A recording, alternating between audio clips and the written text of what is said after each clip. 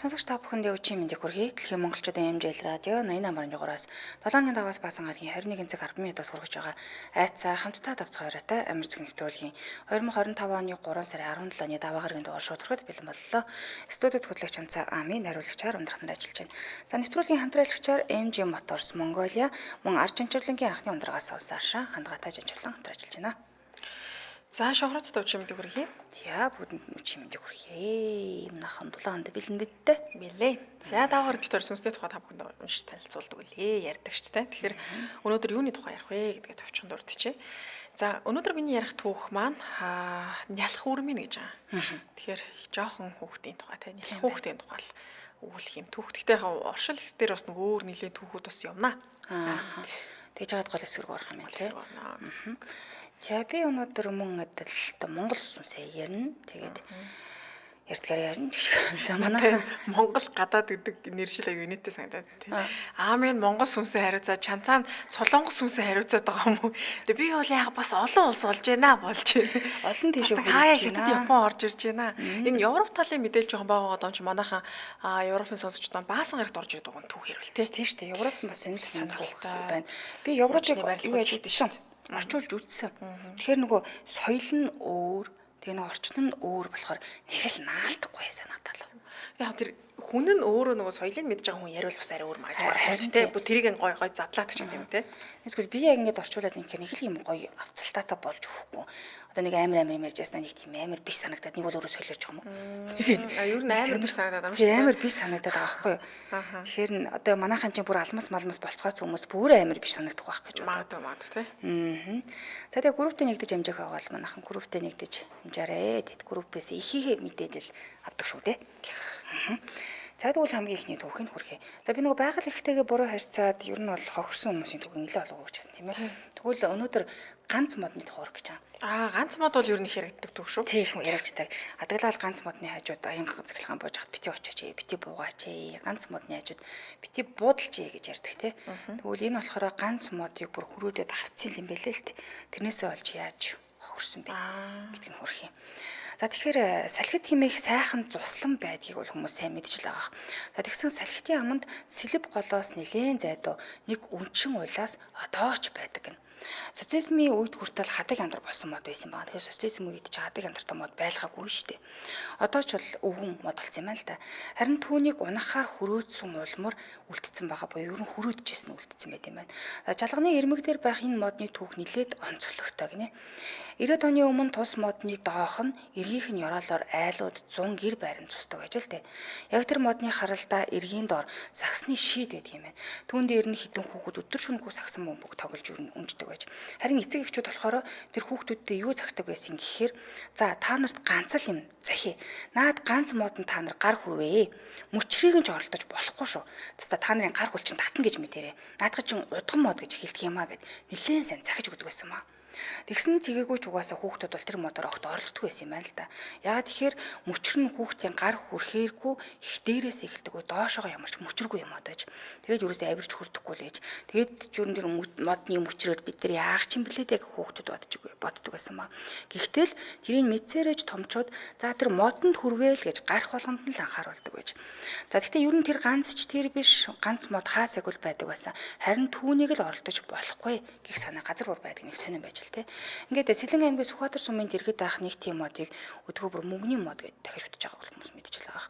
За тэгээд мөнгөтэй болохыг хүссэн хүмүүс хотоос очдог нь ямар нэг учир байдаг л ахал та. За харин салхитын тэр мод болохоор ямар учиртайг нь сайн мэдэхгүй л юм. Аянга цахилгааны үеэр ганц модны дэргэд байж болохгүй гэдэг үг бол байдаг. Яагаад гэдгсэн чинь аянга сондгоо юмд буудаг гинэ. Ганц юм сондгоо юм буудаг учраас онцлог нь тэр ах гэж байгаа. За ингээд гэхдээ тэр салхитын модонд ганц модонд хизээж тэгж аянга бууж байгаагүй юм байна. Ганц мод харин ямар хэрэг хийсэн бүү мэд 80-ад оны сүүлчээр нэг удаа буулгах гэж оролцсон юм байна л да. Тэр түүхийг сайн мэдэх Балжир өвгөнтэй саяхан тун сонин тохиолдолд тааралдаад тэр тухай яриулснаа хүргэж байгаа юм байна. За Балжир өвгөнийг тэр үед ганц модны дэргэд бага багтан зусч байж л дээ. Зуслан орох үед буюу 9 дугаар сарын ихэр гинэд нөгөө ганц модыг буулгах болоод л явчих бөө хүмүүс. Тэг хаанаас хин өгсөн лүндийн бүү мэд. За энэ модыг өрөөсөө бүгдийг хөрөөдөж унгаах хэвээр. Хин хөрөөдөх хэвээр юм бэ гэд эрс сурал болсон хүмүүс гараад ирж л тээ. Тэгээд цахилгаан хөрөөгөр бол юу байх вэ? Дорол хүрээдэж байж эдгээр минутын ажил. Гэхдээ яагаад ч юм тэр түлээний хөрөөгөр хөрөөдөж таарсан байгаа юм. Яг хөрөөдөх болохоор хүрэх хүн олдохгүй болчих л тээ. Сүсэг бишрлээс болсон ч юу яасан ямар ч байсан хүрөөнд гар хүрэх хүн олдохгүй нэг өдөр үнсэн баа. Тэгж адил тэр хайвынх нь мангар гэж очилдог сүхвэ гэдэг хүн хүрөөдөх юм болж л дээ. Харамсалтай нь түүнтэй хамт хүрөөдөх хүн бол ёстой олдоогүй цухтаж тойрчгүй гэсэн юм байна. Тэгэхээр нөгөө сүхвэ чин за надтай хүрөөдөх хүн олдохгүй бол хамаа яж үдээ би юу н ганцаараа хүрөөдчихгээд ганцаараа хүрөөдөж эхэлсэн баа. Ингээ 2 литр шар ариг сүтэ цай талах мааслхан өгөөд хүрөөдүүлж эхэлсэн баа. Ингээ нөгөөдг нь хүрөөдөж гарч хөлс нь урсаад л хүрөөдөд байсан маа. Өвгөн улаас нилээн л хатууч байж таарч. Үдээс нилээ хойхон ихсэн учраас хүрөөцөөр байгаа тэр өдрийг нь нарж аргасан маа. Мань сүхөө нилээд хүрөөдөд ямар ч байсан авраг хөрөөгөө далд ортлон хүрөөдөж өргсөн буй нилийг гүнзгий оруулж. Гэрээ осор бол аман үгээр гэхэд хэлж болох л байсан. Ер нь бол амаараа гэрээ байгуулсан байсан. Модыг яадаг ч байсан маргааш өглөө гэхэд унагсан байх хэрэгтэйсэн маа. За ингээд маш их ядарсан сүхээ хариу бүрий болоод жаал амарч суугаад зүүрэн мүлгэж орхисон маам л та. Харин сэрх үед нь болохоор гинэд сэрхт нь биеийн дагчин чичрээд үнэхээр сонирн болоос ирж л тээ. Тэгээд хараад хэвттэл бүр ингээд халуурч бүлээрээ дэмэрч гисэн маам. Азуу изүү ямар ч байсан өргөжлүүлж хөрөөдлөхгүй орхиод хөрөөгөө аваад харсан маам л та. Тэгээд ерөнхийдөө ядарсан ч байсан биеийн ч өвдөд гэлөөгөө авчиж. Тэгээд өвдсөн чихтэй унтахаар хэвтсэн амарч чадаагүй биеийн өвцөөр хагаад үүр цайлгасан маам. Ингээд зүгээр олоогүй маргааш нь би нэрвсэн. Маргаашнаас нь үргэлжлүүлэх халуураад халуун бүр ихсээ дэмэрч эхэлсэн маа. Угийн мангар хочинж тийм хүн тул эхэндээ эмч домч гэж юусоо яваагүй эмч тэр очиаг байгаа юм л та. Ингээд сүүлдээ бүр солиорч эхэлсэн маа. Балжиргаа тэр үед яг тэндээсэн болохоор бүгдийг нь маш тод санаад ярьжсэн маа. Ингээд хэд хоногоос нөгөө сүхээ алга болцсон. Гэрийнхнээс нь сургалсан чинь шарадны эмнэлэгт хэвтүүлсэн гэдэг сураг гарсан маа. Ёстой л нөгөө мангар сүхээ тулдаал үлдсэн бололтой. Гэтэ арайж өгчээгүй л нэг юм хоцорсон. Эвэрүүс сав саруул халуун зунаар шахуу хатгаа ханиадж хүрээгүй явсан хүн тэр модыг хөрөөдөж эхлээд өвдсөн тун хачин санагдаад тэр явахын тэгж ярих болж. Харин мангар сүхээгийн хувьд хагас жил орчим эмнэлэгт хэвтээд тэндээс эдгээд гарсан маа. Гэхдээ бүрэн гүйцэд идгээгүй юм байна. Яасан гэхээр салхитын ганц модыг хөрөөдсөн мангар сүхээ салга өвчтөй болоод үлдсэн тэр гинэ. Түүний нууцыг хинж тайлж чадаагүй бөгөөд ганц модыг хөрөөдснөөс болоод харин баараггүй л тийм боллоо гэж бүгд тэр хоорондоо ярьдаг юм байна. За мангар сүхөө түүнээс хойш олон жил үлгэн салгаа яваад саяхан буюу 2000 оны ихээр би Барсныг нь Балжиргаа ярьсан маа. Тэд айл аймаг чигээрэл явсан юм аа л да. Мангар сүхээс хойш тэрхүү ганц модыг унгах хэн ч оролдоогүй хинээс ч дахиж тийм шийдвэр гаргаагүй юм байна. 90-ад оноос харин дахиж шүтгэх нь ихсэж хадаг яндартаа дарагдах болсон маа. Гэхдээ хүмүүс хүслээ шивнэж барьдаггүй зүгээр л одоо шүтдэг буюу ганц мод хിവэрээ одоо хүртэл байдаг гинэ. Сони тийм. Тэр тийш хамаа намайг оролдож болохгүй л гэсэн бол болохгүй л. Яг ер нь бол ганц модтой холбоотой их олон юм сонсогддог ч те ойрхон явбал усан юм хардаг мардаг ч үлээ. Тэгээд нөгөө аяга цахилгаан буун те юм сонсогддог шүү. Холвээ гэдэг юм да. За хоёлаа хамтралч танилцуулаад өргөжлүүлээ MG Motors Mongolia. Английн 100 жилийн түүхтэй MG автомашины брэнд байгаа. Шанхайд угсрагддаг. За хэдийн хамгийн том SAIC Motors компанид үйлдвэрлэдэг байна. За энэ SAIC мотор нь герман машин үйлдвэрлэлээр бүрдэлхэд алдартай.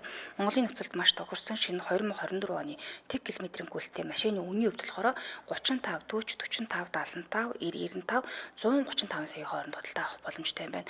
Энэ автомашины брэндийг Global Motors компани Монголын зах зээл дээр импортлоо оруулж ирж байгаа. За бүх машин 2024 оны шинэ загварууд ирсэн. Бүх машин дээрээ баталгаатай, бүх машин дээрээ бүх зэлийн нөхцөл байгаа 10 км-ийн гүйлттэй байна. За онцлог загварын хувьд RX-8-ийн дараагийн загвар болох RX9 билэрсэн. За MG-ZS стандарт 40 сая, за MG-ZS Comfort 45 сая. Загвар бол автомат хөтөлбөртэй. За эдгээр машинуудын давуу талаас нь дуртамж Euro стандарттай, Euro NCAP аюулгүй 5 од бүхий үнэлгээтэй байх нь бензин зарцуулалтын хувьд бага. Монголчууд маань ер нь бензин зарцуулалт төрлийн хягтарч тийм. За үнийн хувьд хямд байх нь за хөдөлгүүр нь GDI хөдөлгүүртэй буюу герман автомашинуудад түлхүү хэрэглэдэг юм хөдөлгүүр юм байлээ. За MG брендийн автомашинууд бүгд ган хийц буюу сайжруулсан төмөр бүтцтэй. За MG брендийн бүх загварууд нь cruise control буюу хурд төгчтэй юм байлээ. Тэгээд маш гоё давуу тал нь хүссэн өнгө модель опшнтойгоор захиалга хийх боломжтой байдаг юм билээ. За машины маркаас хамаарат 2WD, 4AWD, 4WD гэсэн хөтлөгчд хүрэлт байгаа. За мэргэсэн инженерийн баг бүх машины сэлбэг 14 хоногт захиалгаар хүрээд ирнэ. Банк болон банк усаар зээл гарах боломжтой юм билээ. 30-аас 96 сарын хугацаанд 2024 онд нээлттэйсэн 4 төрлийн машин байгаа гэсэн үг. Хаяг байршлын хувьд Баян зүрх дүүрэг 26 дугаар хороо зөндөгийн гудамж Дүү кампус хотхон Global Motors-ын шоурум барилж байгаа юм байна. За хаан уул дүүрэг 3 дугаар хороо ноолуурын гудамж Гоёо Кашмирын үйлдвэрийн эсрэг талд Global Motors MG Motors шоурум бас барилж байгаа хнэ. За борлуулалт албаны дугаар нь 99 тэг 2 74 46 99 тэг 7 75 48 99 тэг 2 59 48 гэсэн дугаарууд байна. Сошиал хаяг нь Global Motors цэгийн мэн гэдэг хайхаар гараад ирэх нэ. Баярлалаа хамтран ажилласан MG Motors Mongolia баярлалаа. Баярлалаа. За тэгэхээр чи түүхээ өргөд зай үлдүүлэх би дараагийнх түүхийг хүргэх тийм ээ. За тийм. Цагаар. За түүхрэг орцгой нялх хүрмэн гэдэг түүхийн тухай ярихаар бэлдсэн байгаа. За өнөөдөр ярих түүхийн эзэн бүсгүй багада сүнс их хардаг байсан. Тэгээ одоо сүнс харах нь том багассан гэнэ л та. Жишээлбэл өмнө нь нэг өрөөнд орлоо гэхэд 10-аад сүнс харагддаг байсан бол нас ахих тусам тэр тоон багасаад 4 5 сүүлдээ нэг сүнсийг бараг сардаа нэг хальт харахуу төдий болсон. За тэгтээ нөгөө талаараа бол бүсгүйн хувьд хүн сүнс хоёрыг сайн ялгаж чаддаггүй л дээ. Сайн ялгаж харж чаддаггүй учраас магадгүй багас нь үнэн байж болох юм эсвэл би тэднийг ялахгүй ч байж болох юм тайлбарсан байлээ тийм.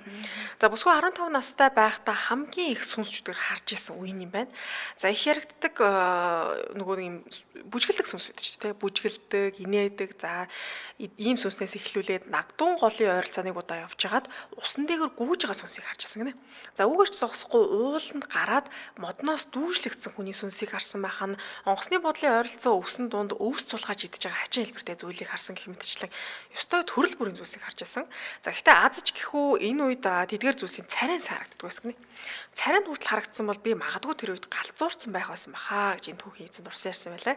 За амтааш тухайн үед бүсгүй өсвөр насны хүүхэд байсан учраас шилжилтийн нас гээд хэцүү байхад дээрээс нь сүнс сүудэр харагдаад өдөр хоногуудыг бол маш хэцүү өнгөрүүлжсэн байлаа. Тэгэхээр миний ярихын түүх маань энэ сүнс хардаг эмэгтэй 15 наснд нь өрн сүүл явдлыг өнөөдөр ярих юм.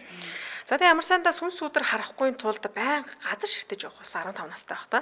За тэгээ заримдаа гудамжинд юм хараад гинт цоч гуйч гэсэн их байсан юм байна л та. Тэгээд энэ байдлыг нь ээж нь хараад нилээ санаа зовж байсан. Яа тэгэхээр багангийн сурагч байхад нь сүнс хардгийг ангийнх нь хүмүүс мэдчихэд албаар хаягдсан сургууль руу чирж явж судаатай байна. За тиймээс ээж нь охиндоо санаа зовоод ийм зүйл харж байгаад нь одоо яах учраа сайн мэддэг байсан. За тэгсэн охин дунд сургуулийн сурагч байх үед ангид даасан багшаас нь ээж нь дуудлага ирсэн гинэ нэг өдөр. Тэгээ ээж нь аваад ярьсан чинь охин чинь найзуудтайгаа их нийцтэй, спорттой сайн, ерөн сургуультай тунд ажгүй суралцж байгаа. Гэхдээ юу танд хэлэх зүйл байна гэд. За тэгснэ заримдаа хичээлийн цагаар ширээгээд ирэлж унтчихад хичнээн дууцсан ч охин ч сэрэхгүй байх юм аа. Сайн харахаар яалтчгүй л унтаагүй сэрүүн байгаа харагддаг мөртлөө дуудахаар ерөөсөө дээшээ харахгүй унтж байгаа төрөл үзүүлээд сүүлдээ одоо эрүүл мэндийн асуудалтай болсон юм болоо ар гэрт нь ямар нэгэн зүйл болсон болоо гэж гайхаа тантай холбогдлоо гэж багш нь залгаж. За охины ээж өөр юм дээр нэг бухимдаад байдгүйч ганц л юм дээр нийлэн бухимдаг. Тэр нь ёс зүйгүй буюу тэг ахмад настай хүний хүндэлдэггүй байхад их уралдаг юм байна л та. Тэгээ ээж нь нилээн бухимдсан. За тиймээс охиныгоо хүлээж байгаа нилээн асуусан юм байна л да. Чи одоо ямар очирт яага багштайгаа ингээд тэг юу гэдэг багш чинь дуудаад ах чинь ингээд дээшээ харахгүй байсан юм бэ гэд. Тэгээ охины хувьд бол одоо ч гэсэн тэр үед яагаад самрын урд байгаа багш руугаа харддаг байснаа маш сайн сандаг. Учир нь охины сурж байсан сургууль анхандаа бага сургууль байжгаад дараа нь дунд сургууль болж өөрчлөгдсөн буюу тэр тухайн сургуулийн барилга нь өөрөө нэлээд олон жил ингээд илээсэн дараагийн үедээ ингээд дамжицсан олон жил болсон хуучны барилга байж таарч л тэ. Тэгмээс сургуулийн барилга баригдаад удснаас болоод ч тэрөө охин сургуульд очих үед сургууль дээр нь баг ингээ өнцөг болон мөрд нь харагдахгүй маш олон зүйлс харагддаг байсан. За дээрэс нь тухайн үед сүнс их хардаг байсан үе учраас өдөр бүр л сургууль дээр ингээл юм хараал тэрнээс ингэж айжчдаг байсан учраас сэтгэл санаа ч гэсэн жоохон тиймэрхүү л байж л тэ. За тэгээ энэ үед охины ангид 7 хоногтоо 2 удаа нэг сүнс байн харагддаг байсан. Давтамжтайгаар гэсэн үг. За тэгээ түүний хувьд энэ сүнс өмнө нь харж байсан сүнснүүдээс нь хамгийн амар байсан. За харагдах байдлын хувьд хувцсан шатцсан юм уу гэмээр юм шатцсан одоо шатаж нас урсан гэмээр тийм байдалтай. За тэгээд үс нь хүртэл ингээд шатцсан. За магадгүй гараараа ингээд хүрх юм бол салаад унчих юм шиг харагддаг байсан. Тэгээд нүүр нь хүртэл хав хар болчихсон. Царай нь ингээд мэддэхгүй. За тэгээд тийм хүүхдийг охины хувьд бол ингээд харахад хэцүү л байсан байл та. Хүүхдийн сүнс гэсэн шатаж нас урсан хүүхдийн сүнс гэсэн. Тэгээд тэр хүүхэд ангид нь орж ирээд багшийн ширтэл зогсчдөг байсан. Тэгээ зогсож байгаа гарч явдаг байсан гэл та. Тэгээ уг нь охин иймэрхүү зүйлийг ширтэж болохгүй гэдгийг сайн мэдчихсэн боловч өмнө нь харж байсан хүмүүстэй харьцуулахад үнэхээр аим шүү дээ. Шатаж насурсан хүмүүс бол ямар л олигтой хардаг шүү дээ. Тийм учраас айсандаа болоод гэх юм уу нилээн удаан ингээ харсан юм байна л та. Уг нь нэг удахгүй л ингээд харцаа тэ бууруулах хэрэгтэй байсан чинь өөр юм мэдлгүй тэ. Ингээд удаан ширтцэн. За тэгээ үүнээс болоод санамсаргүй байдлаар ингээд суужсэн ширээгээ ингээд тачигнуулаад нөгөө нэг өөдөөс нь харж исэн тэр хүүхэд өөрийг нь харцсан юм байна, харж байгааг нь мэдсэн гэсэн үг. За энэ үед ангийнх нь багш тэр хүүхдүүч ч гэсэндээ тий үгүй чи одоо ингээд нойрмоглохоо болооч унтаад байгаа мүү гэдэг ингээд цаашлуулсан. Гэтэл өнөөх шатсан хүүхэд охин луу чи намайг харсан биздэй гэсэн харцаар тасралтгүй харж исэн гэнэ. Мэдэрсэн. Тийм. За ингээ охин дотроо баларлаа гэж бодоод яа тэгэхээр энэ сүнс маань 7 хоногт 2 удаа ангид норж ирдэг тий. Тэгээ өөрийг нь хардаг гэдэг мэдчих юм бол ингээд наалдаа залахгүй л гэж бодсон юм байна л. За тэгээ энэ сүнснээс зайлсхийх ганц арга нь тэр шатсан хүүхдийн сүнсийг орж ирэх бүрд ширээгээ дэрлээд унтсан бит тонгоогоо суух хэрэгтэй байсан гэсэн үг. За ингээ нэг өсөндөө өөрийгөө хамгаалах гэдэл ийм шийдэл гаргаж ил тээ. Тэгээ багш нь энийг нь буруугаар ойлгоод тээ өөрийг нь үл тоогоол ингээ тээ хичээл орох гал ороод ирэнгүүт доошоо хараад ингээ суучдаг гэд. За ингээд ээжд нь хушуу нэмэлсэн болж таарч байгаа. За гэтээ охин юу хараад байгаа ээждээ хэлхийг хүсээгүй. Ээж нь хичнээн загнасан ч гэсэндээ тиймээс зүгээр л тээ вэ ээж тэр үед ингээ нойр хүрээдсэн юм аа. Тэгээ унтцсан юм аа гэж хэлсэн. За ингээ ярианы сэдвийг өөрчлөх гэсэн боловч ээж нь нэлээ ууралцмаас учраас саваа авчираад охиноо ингээ зодох гэж оролцсон. Далаас юм байна л та. Тэгсэн охин үнэхээр цохиулмааргүйсэн учраас за дээрэс нь тухайд хүүхэд өссөн шүү дээ. Тэгээд ээжтэй бүх үнэ хэлсэн юм л да. Ээж байна ингээд ийм харагдаад байгаа би тэрнээс айснасаа болоод ингээд дээшээ харж чаддаг юм аа гэв. За тэгсэн ээж нь энэ яриаг нэлээд одоо нухацтай сонсож агаад сонсож дуусгаад саваагаа буулгаад өрөөрөө чимэг ороо авцсан. Яагаад тэгэхээр ээж нь ч гэсэн залуудаа элдв бус юм хардаг хүн байж л дээ. Гэнэ удам дамжсан гэж ярьдаг шүү дээ. За тиймээс охиноо сайн ойлгож байсан. Тэгээд элдв зүйл асуулгүй өрөөрөө ороо авцсан. За гэхдээ дотроо бол охиноо яахаа бол мэдэхгүй байсан. Нэлээ санаа зовсон учраас эмээд нь дуулгаж л дээ. Миний охин ингэж байна. Ийм хараад байна. Одоо яах вэ? Бүр сургууль дээр хүртэлжэл юм ингэж тооллоо гэд. Тэгсэн эмээн зээ охинтоо санаа зовж хэлсэн. Тэгээд тухайн үед эмээн Кёнсан аймгийн Мирянд байх жижиг хийдэд байнга очдог гэж л дээ. За тэгсэн нэг өдөр эмээн охин дээр ирээд хэлж чи эмээтэйгээ хамт амралтын өдөр болгоны хийд рүү явах хэрэгтэй байна миний охин гэж хэлж.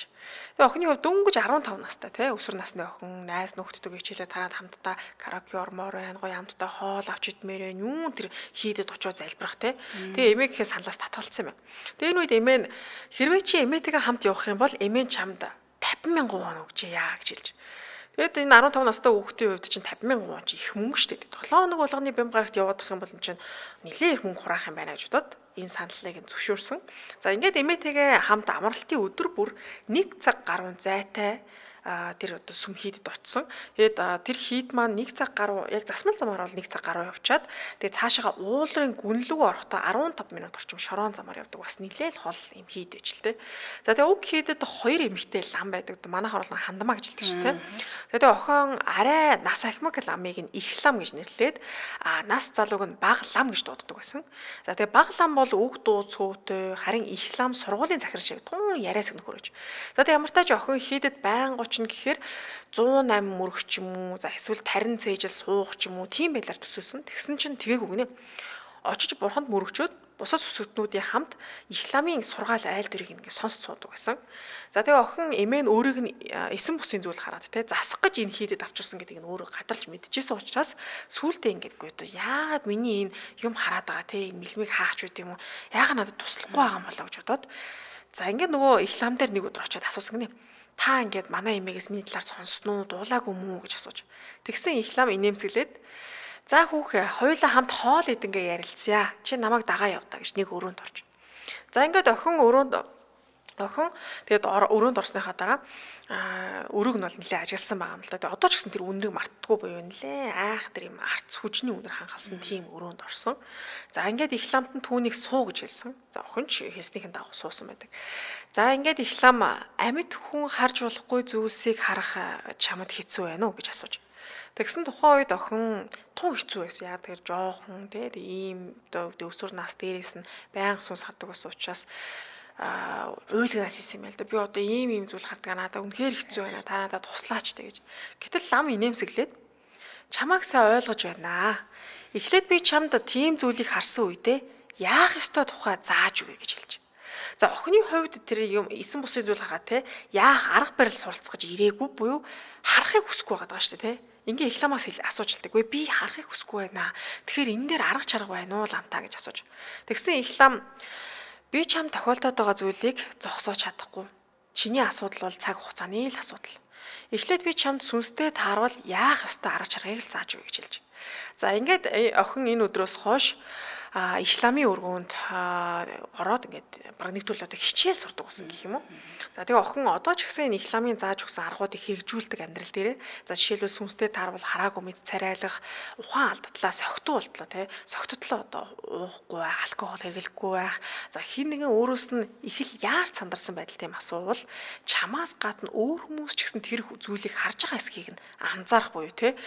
Өөрийг нь сүнс хардаг гэдэг ингээд нэг сүнс ч юм ирчлээ гэд тий сандарч байна асуугад хүн байна гэд ярьж болохгүй шүү. Эргэн тойрны хүмүүс ч гэсэн харж байгаа эсхийг ажиглах гэсэн үг гэсэн байх нь шүү дээ тий. За тэгээ хичнээн төөрсөн ч гэсэндээ танихгүй хүмүүнээс зам асуухгүй байх буюу энэ охин ч одоо сүнс ч харж байгаа, хүн ч харж байгаа. Тэгэхээр сүнс барай зам асуучвал бас гай болох нь шүү дээ тий. Сүнсийг ялахгүй шүү дээ. Тийм учраас битгий ингэж хүн энэ тэнд байгаа хүнээс зам асууч гэдэг юм. Ийм байдлаар маш олон төрлийн зүйлсүүдийг тайлбарлаж зааж өгсөн. За ямар тач охин хийдэд очих болсноос хойш 2 сар урсан өнгөрсөн байдаг. За ингээд нэг өдөр охин хийдийн урд талбай тэжээдэг юм нохоо байдаг гинэ. Тэр нохоонуудтай тоглоо ижсэн чинь хийдээс эмээ их ламтай хамт гарч иж байгаа харагдсан. За тэгэхээр эмээ нь юу гэж ярьсан бэ гэхээр ламтай чондуужийг 2-7 хоногийн дараа хийвэл болох уу ламтаа гэж асууж байгаад уулцсан юм байна. Тэгээд энэ чондуужи гэдэг маань монголоор орчуулах юм бол нас барсан хүний сүнсийг амар амгалан газарт хүргэх буюу диваажинд хүргэх зан үйл гэж хэлж болох нь. Яг буддын шашинд л үйлддэг юм л те. За тэгээд тухайн үед охин ийм төрлийн зан үйлийн талаар дуулж байгааг учраас яриаг нь сонсоод сайн ойлгоогүй. Тэгээд энэ чондуужи гэдэг нь одоо нэг гигантний нэр юм баг та. Эсвэл үйл ажиллагаа хийх гээд байгаа юм болов уу? Тэг яг хүүхдэлм ч бодож л тээ. Үйл ажиллагаа гэх юм бол те хэл гоё идэ будаатай болох нэ. Сайхан амттай зүйл 2-7 хоногийн дараа хийдэд ирээд идэхэндээ л гэж бодоод ингээ өнгөрсөн. Тэгээд нэг талаараа бол энэ чондуужа гэдгийг дотроо сайн чэйжлээд өнгөрсөн гэл те. За ингээд тухайн өдөр охин гэрлөөгөө буцах замдаа машинд нам унтчих. Тэгсэн зүүдэнд нь эргэн тойронд нь байшин харагдахгүй ерөөс ямар ч юм барилга байшингүй битүү өвс ногоо усан модоор хүрээлэгдсэн газар гэхүүдээ тийм уулын гүнд сэрсэн гинэ. Тэгээд тэнд ганцаараа зогсож байсан охин. За тэгсэн хаа нэгтэйгээс төрөөд утаагүй няра хүүхдийн чимээ дуулсан юм. Хүүхд дуулах чараа өөрт няра хүүхд нэг юм тасалдгүй лээдэг те. Яг тийм чимээ дуулсан гинэ. За ингээд охин тэр уйлж байгаа хүүхдийг хайж эхэлсэн. За тэгээ нилээн хайсны эцэст өвсөн дундаас хорвоод мэдлээд нэг 3-4 сар л болсон болов гэмээр юм нялх хүүхдийг олж харсан байдаг. За охин нялх хүүхдийг тэрвэрч аваад гадуур өмсөж байсан зүйлээр ингээд өлгөөдөөд тайвшруулах гэсэн боловч хүүхэд ерөөсө чимээгүй болохгүй ингээд тасралтгүй уйлаад байсан юм.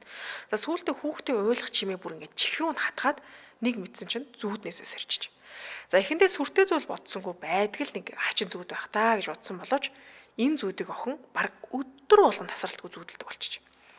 За тэгээ сүүлдээ уулнаас надад ямар нэгэн зүйл наалдсан болов даа гэж бодсон боловч уг нь охин эмээ ээжтэй хэлхийг хүссэн юм байна. А гэвч санаа зовч тэ бүр ингээ хийд рүү хүртэл явуулаад ингээд муу одоо элдэ бусын зүйл харахыг боловлох гэдэг. Гэтэл эйгээ ээжээ би одоо юм ялах хүүхд тараад ингээ зүүдлээд байна ямар ч үстэй болоо гэд хэлэхээр санаа зовч байх гэж бодоод за ингээд их ламтан охинд хэлжсэн чи ямар нэгэн зүйл болох юм бол надаас ярьж лавлж асууж байгаарай гэсэн учраас зүүдэлсэн зүүдээ их ламтанд очиж ярьж.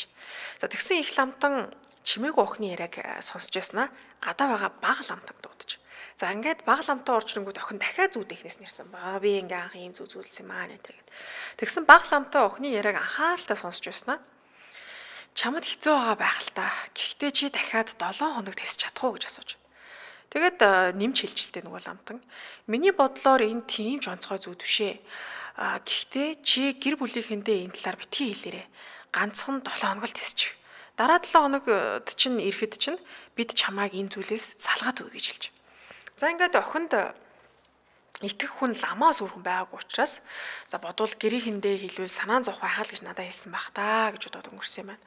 За тэгээд тухайн үед охин хичээл ном гээд нэлээ завгүй байсан учраас 7 хоног ч гэсэн хурдан өнгөрсөн. Гэхдээ нөгөө талаараа тэр нялх хүүхдийг зүүдлэх нь үргэлжилсэн буюу байнга л зүүдлэгдээдсэн. Тэгээд зүүдлэгдэжсэн сүүлдээ бүр ингээд харагддаг ус гинэ. За одоо ингээ нэг өглөө босоход нь л хажуу бөөрөнд наалтчихсан байна. Дахиад нэг харахад өрөөний булан дөнгөө няраа хөвгт уйлцсан байх жишээ нь.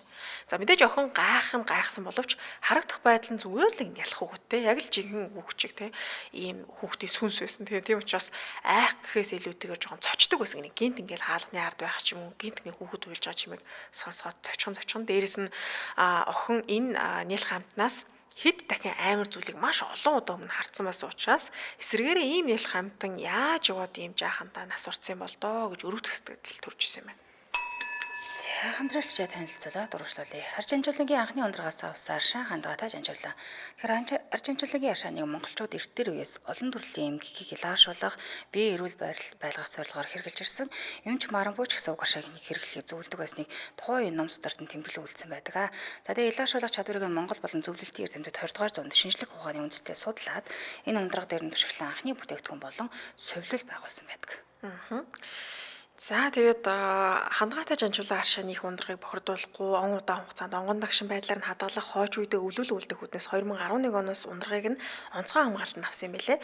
За тэгээд хэрэглэгч олон төрөнд хүргэх зорилгоор хаанч хизээж хэрэглэхэд хялбар хүнсний эрүүл ахуйн шаардлага хангасан савлгатаар үйлдвэрлэх болсон. За тэгээд хандгаатай жанжуулан хэрэглэгч олон жил таашааж ирсэн. Тэгээд байгалийн чанараа алдалгүй бидний гарт ирдэг буюу ер нь бол маш гоё ингээ цэврээр гардаг гэсэн үг. Тий яг үнэ.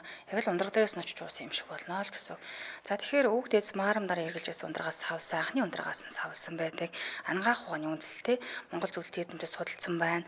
За ундрагыг нь байгаль орчны хамгаалтанд авсан анхны ундрагаас нь савлж хүргэдэг гэсэн олон жил хэрэгжилсэн учраас чанар нь баталгаажсан. Төв аймгийн Эрдэнэ сумын бэрээнд учраас одоо анхны ундрагаас нь савсан хандгаатай жанжуулан гэж явдаг бахны.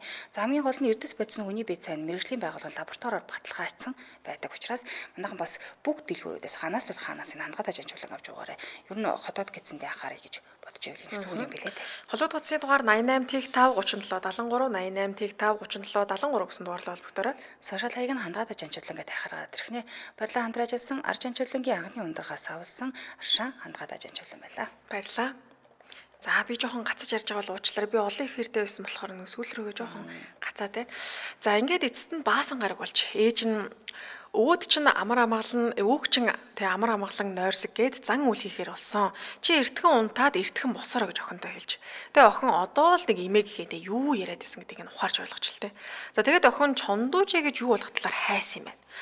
Тэгсэн нөгөө ертөнцид байгаа хүмүүсийг Деважин руу амар мэд хүргэдэг зан үйл гэнэ л дээ. Тэгэхээр нас ураад олон жил болсон ч гэсэндээ яг Деважинд очиход тусалдаг зан үйл гэсэн. Сүнсийн тайвшруулах юм шүү дээ. За ингээд тэр нялх хүүхдийг бодож эхэлсэн маа. Бодвол энэ нялх хүүхдийг ч бас Деважин руу илгээх гэж байгаа бах та. Тэгээ намайг дагаад байгаа юм болов уу жоохон гайхсан. За ингээд эцэст нь зан үйл хийх өдөр болж баг одоо зан үйл хийх өдөр болоход одоо нэлээд төгс юм байна л да. Тэгээд лам нар охиныг дүүгээ юу аваад ирээ гэж дуудсан байд. Дүүгээ аваад гар гэж дуудсан байд. Яа тэгэхээр нөгөө зан үйл болж байгаа чинь доороо эрэгтэй дүүтэй байна л да. Тэгэхээр нөгөө хамаг хүүхдүүд бас байж болохгүй. Ихэнх үед нь л ингээд туслуулж байгаа сүүл рүүгээ ингээд дүүгээ аваад гар гэж хэлсэн. За ингээд охин гадагш гарч нөгөө нохоо байдаг штэ тэр хийд юурдалтайгаа нохоонуудтай хамт дүүтэйг ингээд тоглож исэн юм. Тэгсэн удалгүй нөгөө бага ламтан буудалтай баадган сүн зүйл бариад ингээд өрөөнөөс гараад ирсэн гинэ. За ингээд өөр явж байгаа харагдсан. Тэгээ охин ч яг нэг жоох хүүхдөөс болохоо сонирчрахал те. Ингээд багламтаа одоо юу боодгонсон гэлээ баадгнаад ингээд аваа явж байгаа юм болоо гэж ингээд сонирхоод харсан. За тэгээд удалгүй нөгөө багламтан чинь өрөөрөө ингээд нилээн төгөж очингуудаа яг ингээд орохгүй охин руу эргэж хараад гараа даалсан нэг чи хүрээд ирээ. Гэхдээ дүүгээ орхиод хүрээд ирээ гэж ламтан дуудсан юм байна. За ингээд очисон чинь ламтан баадантай зүйлийг охинд дэлгээд харуулсан. Ингээд бооцсон байсан. Тэгээ задлаа харсан чинь дотор нь том хүний хөх тэнгэрийн цэнхэр өнгөтэй хамбуг буюу солонгосын уламжлалт хувцас хажууд нь ялах хүүхдийн өнгөнгийн даавар хийсэн баривч байсан гинэ. За тэгээ охин сонирхчрахад ингээд баг ламаас асууж л дээ. Энэ ламтаа энэ юу юм бэ гэж асууж. Тэгсэн лам энэ танай өвөө бас нагац ах чинь тэнгэрлүү дэвшигтэй өмсөх хувцаан гэж хэлж. За охин энэ яриаг сонсоод их л гайхчихлаа. Учир нь охин нагац ах байхгүй буюу ээж нь айлын ганц охин байсан. Тэгвэл ч одоо юу хүн яриад байгаа юм болоо гэж гайхсан юм байна. Тэгээ баг ламаас надаа нагац ах байхгүй шүү дээ гэж хэлж. Тэгсэн ламт нь дээр үед чамд байсан юм аа гэж хэлээд баатантай зүйлээ 100 хийгээд чимээг болчих. Тэгээ охин ч гэсэн ламтанг дагаа чимээгүй хэсэг байсан. За тэгээ дотроо бодож л хүүхдэл болсон тий. Гэхдээ нагац ах гэж хэний хэлээд байгаа юм болоо. Ямар хүн байдгийг бол гэж сонирхчихсан бодол төрсөн. За тэгсэн өнөөх баатантай зүйл шатаж эхлэхэд баг ламтаа ам нээж. Нялх амтан аавынхаа гараас хөдлөөд тэнгэр рүү яваарэ гэж хэлж. Охин дотроо чимээгүйхэн л нагац ахыхаа тухай бодож байсан. За ингээд зан үйл дууссаны дараа охин ээж эмээтэйгээ цэвэрлэгээ хийжсэн чинь баг ламтан охиныг эмээ гих нь хамт дуудсан баг. За тэгээ бага ламтан өмнө нь үзэж хардаг байсан хүн болж таарсан байна л да. Яг нь өөрөө юм онгод тэнгэртэй байж байгаа сүүлдээ тэр нь одоо байхгүйсэн гэх юм уу. Тэгээд хийдэд ерөнхийдөө тэр одоо онгод тэнгэртэй байсан муу тэр амьдралаа цэгцлээд энгийн хүн шиг амьдрахаар ингээ байжсэн юм билээ. За ингээд имэд нь хандан нөгөө лам хэлж л дээ. Та зээ охиноо магтаарай. Үнэхээр мундаг охинтой юм шүү гэж хэлж.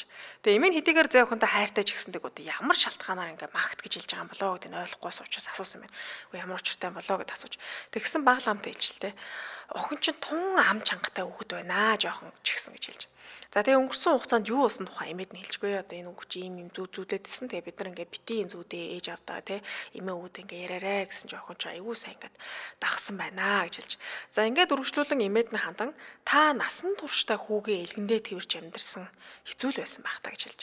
Учир нь эмээ нь хийдэд ирдэг өдөр ингэрт нь ингээд нэг няраа хүүхэд зүүгдсэн байсан гинэ. За тэгээ ламтан тэр нялх хүүг хараад их л таагүй зүйл болж тээ гэж бодсон.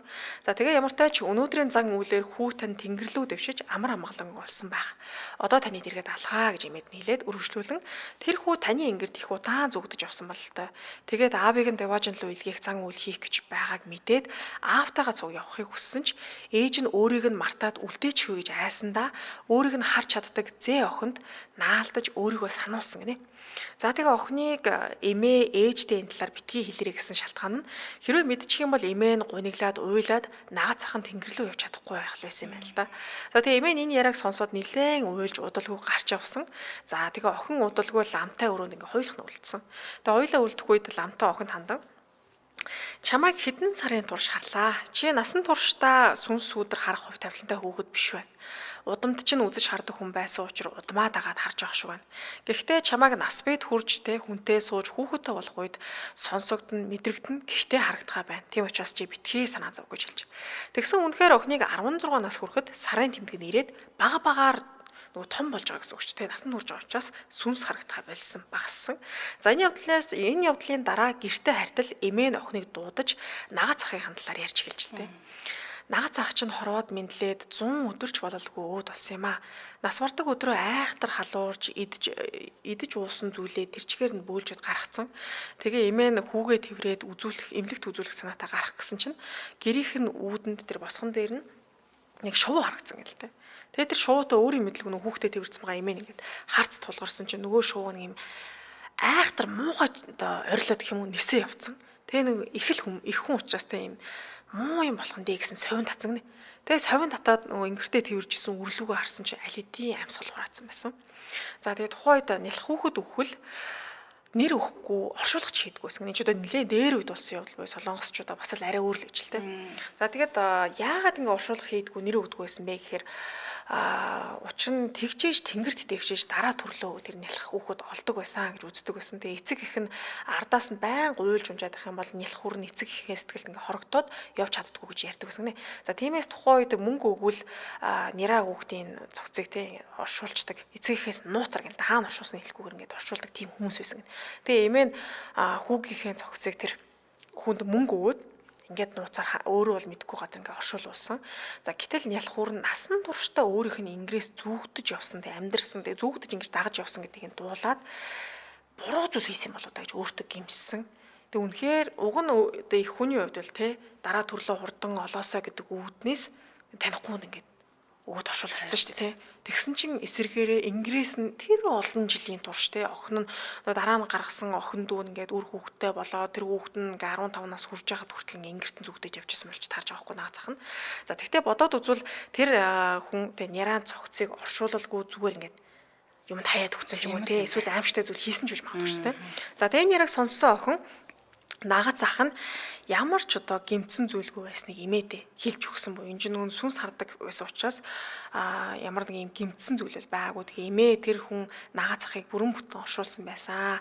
Нага захыг харахад өрөөсөө юм гимтэж бэрцсэн те шалбарсан тийм зүйл байгаагүй. Тэгээ яг нөгөө нас урахтаа тиймээс нь тэрвэрэл байх шиг байсан гэж хэлсэн.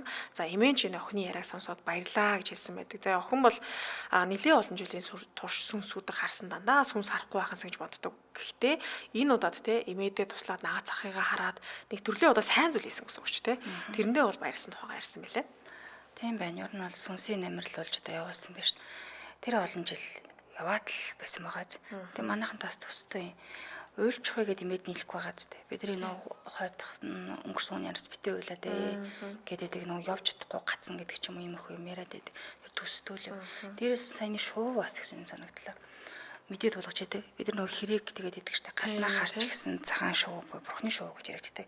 Одоо ер нь ингээд харж марахаар нь болж игэл сайн мэдээ дуулгаарэ 9 цагаан өндөг гаргаарэ гэж хэлж өрөөж явах хэрэгтэй гэсэн. Тийм болж игэл сайн мэдээ. Аг ахуулгаа хэрэг харахаар сайн хэл сайн айлааша муул цаашаа жуулах гэж хэлжээ гэж хэлдэг гэсэн. Зэргээр нь шаацгааг болохоор тийм мэдээ дуулах гэж ингээд арай өөрөөр ярьдаг гэсэн шүү дээ. Тэгээд яг энэ түүхэн дээр бол нялх хүрээ багтна алдсан те. Тэгээд өөрөө мэдэхгүй ингээд нэлээ удаан хугацаанд ингээс нь зүгтсэн байсан ингээд лам нар мэдээд те одоо нөгөө өвөөг нь амьрлуулах тэр зан үйл хийх явцтал хөрх ингээ хүүхдийн юу гэдүүлээ баривч хийгээд тэгээд аавынхаа гараас чи хөтлөөд те тэгээд важинд очорой гэд ингээд явуулсан байна. Нэрээ болохоор чааваас хаажгаа мэдэхгүй ч бас явахгүй шүү дээ. Замнуулах юм байхгүй юм чи те. Би бас өмнө нэг түүхэн дээр ярьж лээсэн да те. Аборт хэлсэн ч юм уу өмнө нь төрсөн өмнө хитүү хүүхдтэй байсан гэдгийг гаднаа мэддэхгүй ч гэсэн сүнс нь бол мэддээд явж идэх юм уу гэдэг. Тэгээ нөх хийх ёстой юм аа гүйцэд хийхгүй бол яг нэг юу байдаг шүү. Хүртчихэд идэв. Тэгээ ном ёсныхан дагуу үр хөвгтө оршуулах ёстой байж л дээ. Яг оноо. Гэтэ монголчууд явдвал гээдэг шүү дээ. За баярлалаа сонирхолтой байлаа хамтайсан сонсогчдоо энэ төрлийн нэвтрүүлгийн өндөрлөлийн студид хөтлөгч Ханцаа Ами найруулагчаар ундрах нар ажиллаа. Нэвтрүүлгийн хамтраалагчаар Эмжин Моторс Монголиа мөн Аржинчилгийн анхны ундрагаас авсааш хандгаад ажинчулан байлаа. Үргэлжлүүлэн тамчаатын шууд нэвтрүүлэг байлаа сонсороо түр баяртай баярлалаа. Баярлалаа.